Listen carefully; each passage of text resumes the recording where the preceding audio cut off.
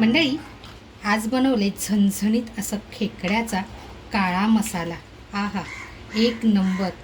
तर चला आपण पुढे बघूया.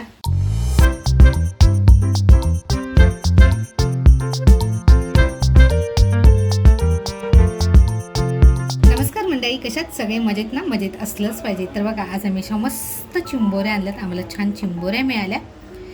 मंडळी, आज मी चिंबोऱ्या साफ करून स्वच्छ धुवून घेतलेल्या आहेत. तुम्ही चिंबोरी बघू शकताय.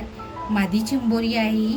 आणि तुम्हाला जर चिंबोरी साफ करायचा व्हिडिओ हवा असेल तर आपल्या चॅनलवरती आहे, तुम्ही तिथे जाऊन चेक करू शकता. तर चिंबोऱ्या मी अशा स्वच्छ धुवून वगैरे घेतलेल्या आहेत. तर आता आपण पुढे बघूया. याच्यासाठी बघा, मी एक कांदा घेतलाय. कांदा फोडून घेते म्हणजे आपल्याला हा भाजायला छान मिळेल.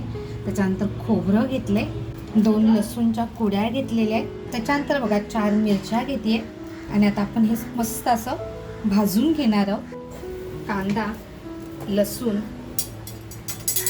आणि ज्या आपण मिरच्या घेतल्यात त्या मिरच्या आणि आल्याचा तुकडा सुद्धा बघा आपण छान असा गॅसवरती भाजून घेणार आहोत.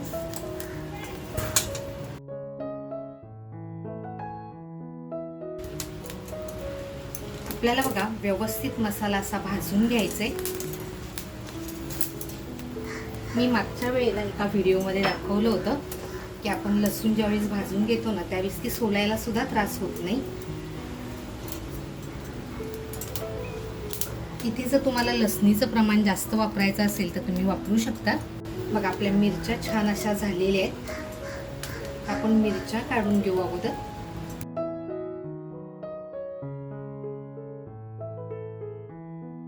कांदा बघा आपल्याला व्यवस्थित भाजून घ्यायचा आहे. आपल्याकडे जर चूल असेल ना तर चुलीमध्ये एक नंबर. पण आपल्याला आता चुलीच्या अभावामुळे आपण हे गॅसवरती करतोय. आता आपण खोबरं सुद्धा असं मस्त भाजून घेऊया.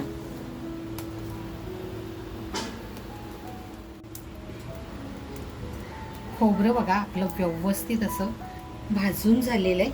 आपण खोबरं काढून घेऊया आणि लगेच ठेचायला सुरुवात करूया.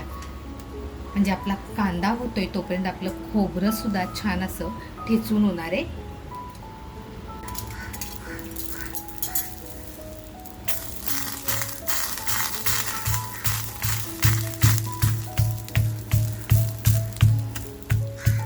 लसूण आणि आलं जे आपण घेतलंय तेही आता काढून घेऊया आणि कांदा मात्र आपल्याला छान असा भाजून घेऊया.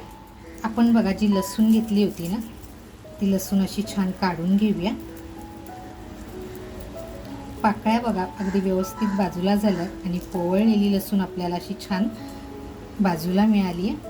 ह्याची टेस्ट आहे ना, टेस्ट म्हणाल तर अप्रतिम येते. आणि आता आपण ही खोबऱ्याबरोबर बारीक करून घेऊया. कांदा बघा आपला व्यवस्थित झालाय. गॅस बंद करूया आणि आता कांदा काढून आपण मसाल्यामध्ये मिक्स करूया. इथे आहे ना, जर तुम्हाला पाणी टाकायचं असेल, पाण्याची आवश्यकता असेल तर नक्की पाणी टाका.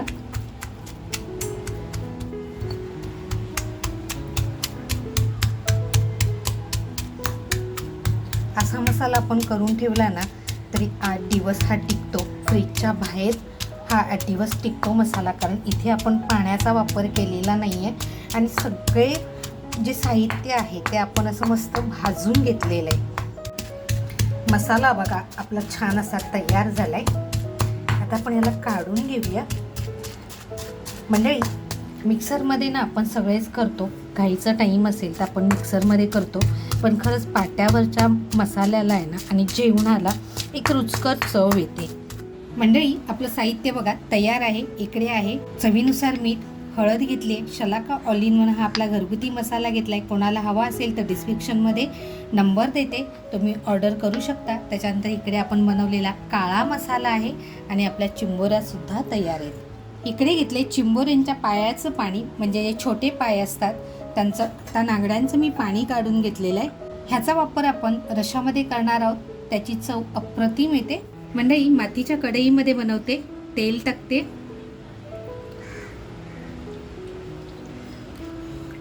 बघा मातीचं भांडं आहे ना, तापायला फार वेळ लागतो, पण तापलं की पटकन तापतं. आता बघा हे मी ठेवून बराच वेळ झालेला आहे, तरी मी हात लावून अगदी व्यवस्थित उचलू शकते, कारण गॅसची फ्लेम मी स्लो ठेवलेली आहे. बघा मस्त तेल तापलेलं आहे. लसूण ठेचून घेतली आहे ती टाकूया. थोडंसं हिंग टाकते. आपण जी हळद घेतली ती हळद टाकून घेऊया. त्याच्यानंतर आपला शलाका ऑल इन वन हा आपला घरगुती मसाला आहे, तोही असा टाकून घेऊया.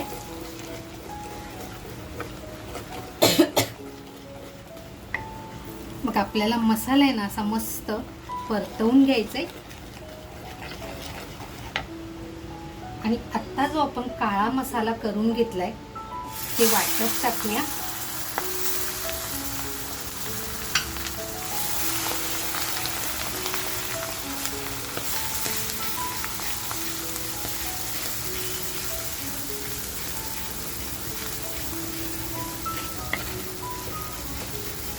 आता वाटप म्हणाल ना तर आपण छान असं भाजून घेतलेलं आहे, म्हणजे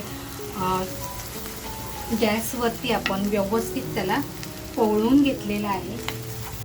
मग आपल्याला हे छान असं परतवून घ्यायचंय.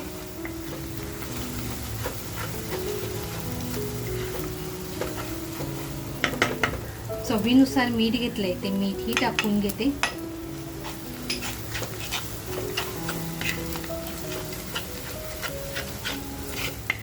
बघा आता आपला मसाला आहे ना मस्त असा फ्राय झालाय. आता पाटा धुतलेलं जे पाणी आहे ते पाणी ह्याच्यामध्ये अगोदर टाकून घेते आणि मस्त आपल्याला हा मसाला आहे ना परतवूनच घ्यायचा आहे.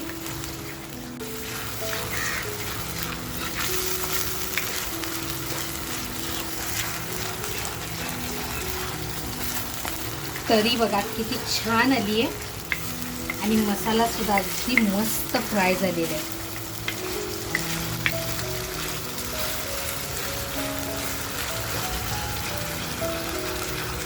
म्हणजे चॅनलवर जर कोण नवीन असाल आणि तुम्हाला माझ्या रेसिपी आवडत असतील, आवर्जून सबस्क्राईब करा. लाईक करायचं राहून गेलेलं असेल तर नक्की लाईक करा.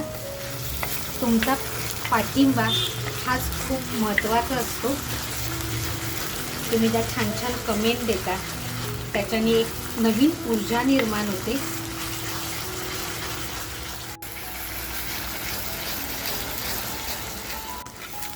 तेल बघा सगळं असं व्यवस्थित बाजूला झाले, म्हणजे आपला मसाला अगदी अप्रतिम फ्राय झालाय.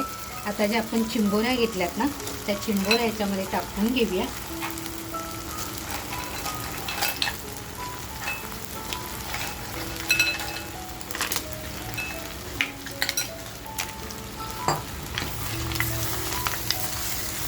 चिंबोऱ्या सुद्धा आपण याच्यामध्ये अशा मस्त फ्राय करून घेणार आहोत. चिंबोऱ्यांचे नांगडे किती मोठे आहेत तुम्ही बघू शकताय. खरं म्हणाल ना तर मुलांना खातानाही खूप मजा येणार आहे. आता आपल्या चिंबोऱ्या सुद्धा फ्राय झाल्यात व्यवस्थित. चिंबोरीचा बघा हलकासा कलर सुद्धा बदलत चाललाय. त्याचा अर्थ आपल्या चिंबोऱ्या सुद्धा असा मस्त फ्राय झाल्यात.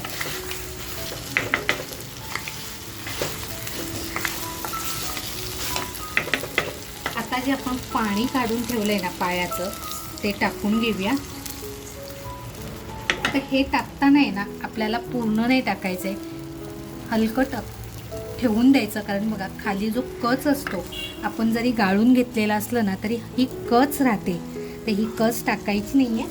इथे ना तुम्हाला किती पाणी पाहिजे तेवढं आपल्याला पाणी टाकून घ्यायचंय. आता म्हणाल तर आपण मीठ वगैरे सगळं व्यवस्थित टाकून घेतलेलं आहे. तर बघा मला अजूनही पाणी थोडंसं कमी वाटतंय, म्हणून हे पाणी मी टाकून घेते. हे सुद्धा चिंबोऱ्यांच्या पायाचंच आहे. ही बघा कच कशी बाजूला येते. मंडळी वरचं जे कवच आहे ते आता ह्याच्यामध्ये सोडतीये.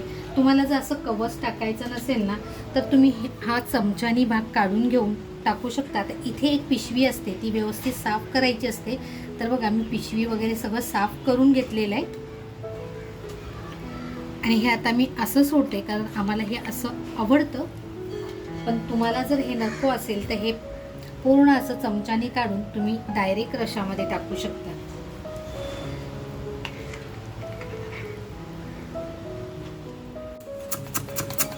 कोथिंबीर बघा आपण मसाल्यामध्ये घेतली नव्हती, आत्ता आपण वरून छान अशी कोथिंबीर टाकायची. मटणापेक्षा भारी लागतो अशा पद्धतीने आपण रस्सा बनवला तर. तरी बघा किती एक नंबर आली आहे. आता इथे ना आपण अशी भरपूर कोथिंबीर टाकणार आहोत आणि 5 ते 7 मिनिटासाठी आहे ना आपण रस्सा उकळवून देणार आहोत. तर त्याच्यासाठी मी अगोदर झाकण लावते आणि छान असं ह्याला उकळवून देते. 7 ते 8 मिनिटं झालेली आहेत. खोलून बघूया. आहा, एक नंबर बघा.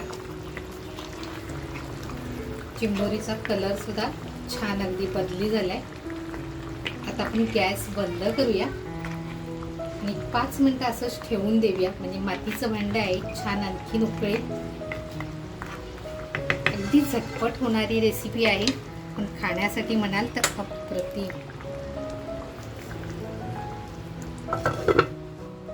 आपण गॅस बंद करून आहे ना 5 मिनिटं झालेली आहे, तरी सुद्धा तुम्ही बघू शकताय अजूनही रस्सा असा मस्त उकळतोय.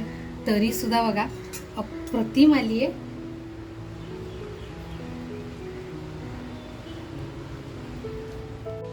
तर आपण आता काढून घेऊया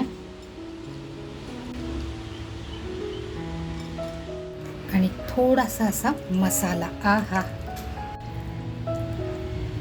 वरून बघा थोडीशी अगदी कोथिंबीर, कारण अगोदर आपण भरपूर कोथिंबीर टाकलेली आहे. मंडळी, आज बनवलेला खेकडा काळा मसाला आहा एक नंबर.